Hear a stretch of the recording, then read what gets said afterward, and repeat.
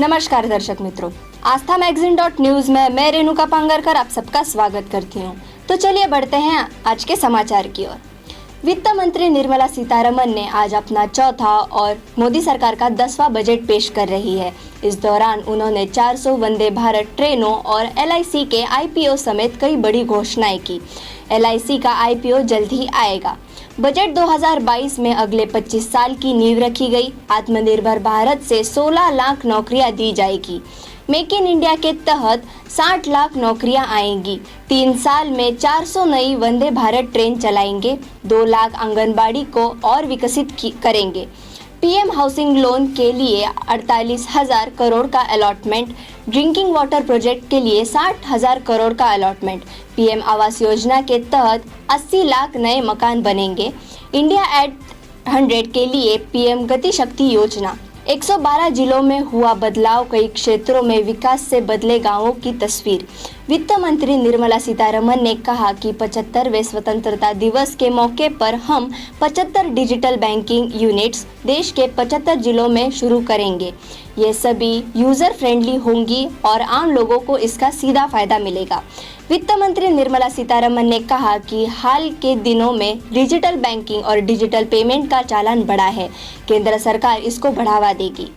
Crypto currency से कमाई पर वित्त मंत्री का बड़ा ऐलान। डिजिटल एसेट के लेन देन पर लगेगा 30% टैक्स।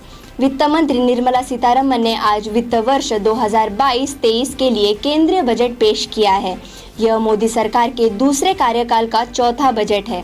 यह बजट कोरोना महामारी के दौर में पेश हुआ है, इसीलिए इसका महत्व बढ़ जाता है। वित्त मंत्री सीतारमण का भी यह चौथा बजट होगा। सीतारमण ने बजट में वर्चुअल डिजिटल करेंसी पर टैक्स को लेकर बड़ा ऐलान किया है। वर्चुअल डिजिटल एसेट से होने वाली इनकम पर अब 30% दर से टैक्स लगेगा। ऊपरी स्तर से सेंसेक्स 500 पॉइंट नीचे। फार्मा और बैंकिंग स्टॉक में तेजी। शेयर बाजार में जोरदार तेजी अब धीरे धीरे कम हो रही है। वित्त मंत्री निर्मला सीतारमण के बजट भाषण के खत्म होने के बाद ऊपरी स्तर से सेंसेक्स 500 अंक नीचे आ गया है। दिन में यह 59,000 के पार था, पर अब यह केवल 700 पॉइंट की तेजी के साथ 58,469 पर आ गया है। सेंसेक्स की शुरुआत ही 641 अंकों की बढ़त से हुई। फार्मा और बैंकिंग स्टॉक में तेजी दिख रही है। सन फार्मा का शेयर 5% ऊपर, जबकि axis bank, IndusInd bank, ICICI bank के स्टॉक 2-2% ऊपर कारोबार कर रहे हैं। उधर डॉलर की तुलना में रुपया शुरुआती कारोबार में 19 पैसा मजबूत होकर 74.46 पर पहुंच गया। आ गई फरवरी, ठंड की ठिठुरन से नहीं मिली राहत। कड़ाके की ठंड के बीच आज धुंध ने लोगों की मुश्किलें बढ़ा दी है। दिल्ली, यूपी और हरियाणा के इलाकों में कोहरा है। मौसम विभाग के अनुसार दिल्ली में आज न्यूनतम तापमान 60 डिग्री सेल्सियस तक रह सकता है। वहीं अगले 3 दिन बारिश लोगों की परेशानी बढ़ा सकती है। भारतीय मौसम विज्ञान विभाग ने कहा कि दिल्ली के साथ साथ पंजाब, हरियाणा और उत्तर प्रदेश जैसे अन्य उत्तर पश्चिमी राज्यों में 2 से 4 फरवरी के दौरान बारिश होगी। IMD ने बताया कि 2 से 4 फरवरी के दौरान पंजाब, हरियाणा, चंडीगढ़, दिल्ली और उत्तर प्रदेश में हल्की से मध्यम बारिश होने की संभावना है। पोस्ट ऑफिस को लेकर सरकार ने किया ऐलान। निर्मला सीतारमण ने बताया कि पोस्ट ऑफिस में ATM मशीन होंगे। वित्त मंत्री निर्मला सीतारमण ने मंगलवार को संसद में केंद्रीय बजट पेश किया। सरकार ने बजट में पोस्ट ऑफिस को कोर बैंकिंग सिस्टम में लाने का फैसला किया है। उन्होंने बताया कि पोस्ट ऑफिस में ATM मशीन होंगे। निर्मला सीतारमण ने कहा कि साल 2022 में 1.5 लाख पोस्ट ऑफिस को कोर बैंकिंग सिस्टम में लाया जाएगा। नोएडा में एक्सप्रेस वे पर बनेगा देश का पहला इलेक्ट्रॉनिक व्हीकल कॉरिडोर। बजट 2022 में जिस तरह से केंद्र सरकार ने इलेक्ट्रॉनिक व्हीकल को लेकर बड़े फैसले लिए हैं, उससे नोएडा में यमुना एक्सप्रेस वे को इलेक्ट्रॉनिक व्हीकल कॉरिडोर बनाने का रास्ता साफ नजर आ रहा है। सरकार ने राष्ट्रीय बैटरी स्वैपिंग नीति लागू करने की बात कही है। अगर ऐसा होता है तो यह देश का पहला इलेक्ट्रॉनिक व्हीकल कॉरिडोर होगा। कॉरिडोर में 10 चार्जिंग स्टेशन खोले जाएंगे। चार्जिंग स्टेशन, सेवा और सहायता केंद्र की ज़रूरतों का पता लगाने के लिए एक कंपनी की ओर से सर्वे भी पूरा हो चुका है। साल 2021 मई में यमुना एक्सप्रेस हाईवे होते हुए इंडिया गेट से आगरा तक इलेक्ट्रॉनिक व्हीकल का ट्रायल रन भी किया गया था।